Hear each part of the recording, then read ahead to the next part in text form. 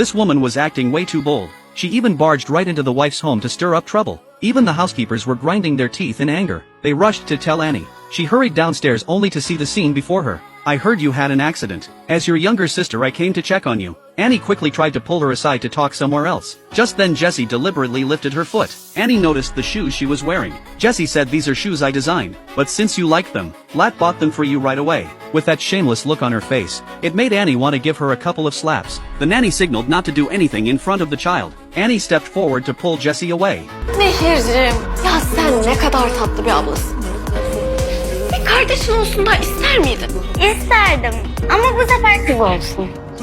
Annie finally couldn't take it anymore. She quickly sent the child to play in the garden. She was ready to deal with this crazy woman. Jessie even blamed the child's matter on Annie. The housekeepers nearby were stunned. Annie tried hard to control her emotions. I'm sorry about what happened to your child, but it was all an accident. Jessie still wouldn't let it go. Annie warned her that while I still have patience, get out of this house now. Jessie wasn't ready to back down. She shouted, I will make you pay for this. Annie didn't want to argue anymore, but Jessie kept pushing. At that moment Jessie's uncle called Lat. He chose to ignore it, not realizing the chaos at home. Annie ordered Jessie to leave immediately, or I will call the police. But Jessie acted like a loud street shouter, and became even more arrogant. Just as Annie was about to push her out, she saw her mother-in-law coming. Annie gave Jessie a look, telling her not to talk nonsense. The mother-in-law thought Jessie was a guest. Jessie said, no need to be polite. I'm close with your son, and she showered him with affection. The mother-in-law praised her, almost making Annie faint with anger. Right then Lat called again. It was turning into a terrible day. Lat warned, tell your uncle to stop bothering me. Jessie said, I'm at your house right now. Lat panicked and rushed home.